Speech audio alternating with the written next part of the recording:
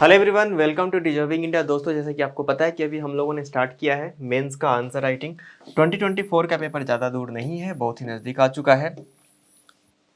जैसे कि मैं बार बार बोल रहा हूँ कि ये सीरीज सिर्फ और सिर्फ 2024 वालों के लिए नहीं है, 2025 वालों के लिए भी है, जो कि 2025 के पेपर की प्रिपरेशन कर रहे हैं उनके लिए भी है।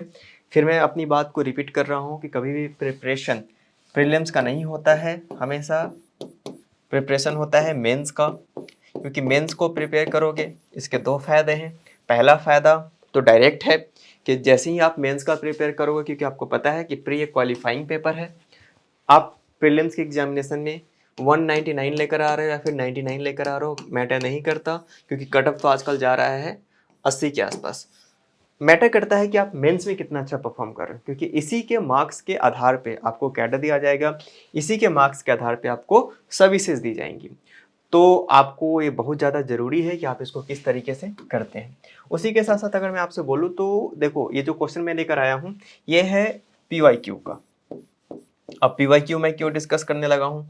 PYQ मैं इसलिए डिस्कस करने लगा हूँ क्योंकि मैंने पहले ही बताया आपको, मैं फिर से बता रहा हूँ कि यूपीएससी जो है अपने क्वेश्चन को रिपीट करता है। और यहाँ आपको बिल्कुल दिख जाएगा कि एक क्वेश्चन भी रिपीटेड है, पहले पूछा जा चुका है। कब पूछा जा चुका है मैं आपको बताता हूँ, और किस तरीके से आप PYQ का इस्तेमाल करोगे अपने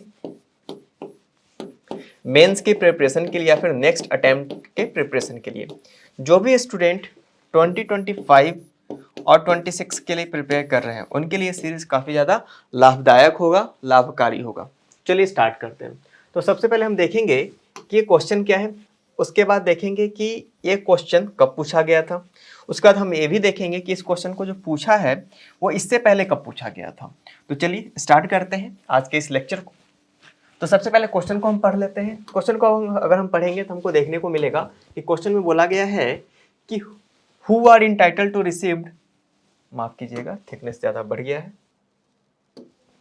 who are entitled to received free legal aid. Free legal aid को रिसीव करने के लिए कौन इंटाइटल्ड है? Assess the role of national legal service authority, जिसको कि हम शॉर्ट में नालसा बोलते हैं, in rendering free legal aid in India. तो आपको यहां से दो तीन चीजें समझनी होंगी कि सबसे पहले आप बताएंगे कि फ्री लीगल एड कहां मेंशन किया गया है, हमारे कॉन्स्टिट्यूशन के किस पार्ट में मेंशन है। तो आपको पता होना चाहिए किसको मेंशन किया गया है, पार्ट 4 में। पार्ट 4 ऑब्वियस सी बात है DPSP को बताता है। तो DPSP में डायरेक्टिव प्रिंसिपल स्टेट पॉलिसी में इसको मेंशन किया गया है। अब ये तो क्वेश्चन तो पूछा गया था मेंस में 2023 में, लेकिन मैं आपको बताना चाहूंगा कि इससे पहले 2021 में प्रीलिम्स में भी इस क्वेश्चन को पूछा गया था नालसा से। तो जिस तरीके से नालसा को प्रीलिम्स में पूछा गया था, अब वहां से क्या हुआ कि इसने 2023 में 2 साल के बाद फिर से मेंस में पूछ रहा है।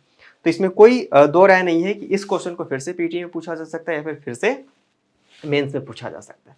तो चलिए सबसे पहले हम समझते हैं कि आखिर ये है क्या। इसके इंट्रोडक्शन पार्ट में को हम देखते हैं। जैसे हम इसके इंट्रोडक्शन पार्ट को देखेंगे तो यहाँ पे जो इंट्रोडक्शन है कि इंडिया में free legal aid is a fundamental right under the constitution aimed at ensuring justice for all, especially for marginalised and economically disadvantaged लोगों को दिया गया है।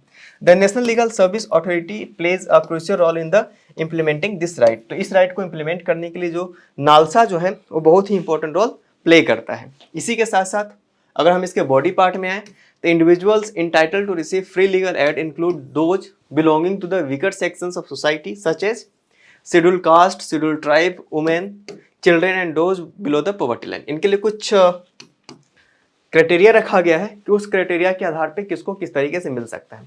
इसी क्राइटेरिया को ऑप्शन बनाकर पूछा गया था प्रीलिम्स में 2021 के। NALSA established under the legal service authorities act 1987 shepherd the delivery of legal aid service. तो लोगों को लीगल एड दिलवाने के लिए इसको रखा गया था। It coordinates with state legal service authorities and district legal service authorities. तो एक नेशनल लेवल पे, एक स्टेट लेवल पे और एक डिस्ट्रिक्ट लेवल पे, 3 वर्गों में इसको विभाजित किया गया है। To provide legal assistance including representation in courts, legal advice and assistance in filing cases. तो हर तरीके से लीगल आपको जितने भी प्रोविजंस है वहां से आपको हेल्प किया जाएगा इस अथॉरिटी के जरिए। NALSA also focuses on creating awareness about legal rights and remedies, ensuring that justice reaches every individual regardless of their economic status. तो इकोनॉमिक स्टेटस के अकॉर्डिंग उसको इस तरह के सर्विसेज को दिया जाता है। अब हम बात करते हैं कंक्लूजन पार्ट की। तो इसका कंक्लूजन क्या होगा? नालसा का जो रोल है काफी इंपॉर्टेंट है, upholding the principle of justice for all by providing free legal add. जो नेचुरल जस्टिस का सिद्धांत है कि हर किसी को अपना पक्ष रखने का मौका मिलना चाहिए, वो नालसा बखूबी उसको पूरा करता है।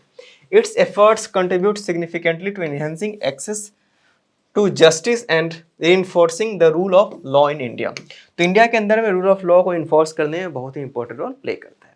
तो ये पूरा लेक्चर था 2023 के PYQ का, जिसमें कि हम लोगों ने नालसा को समझने की कोशिश की। तो आज के लेक्चर में फिलहाल इतना ही। अब मिलेंगे नेक्स्ट लेक्चर में। Thank you very much.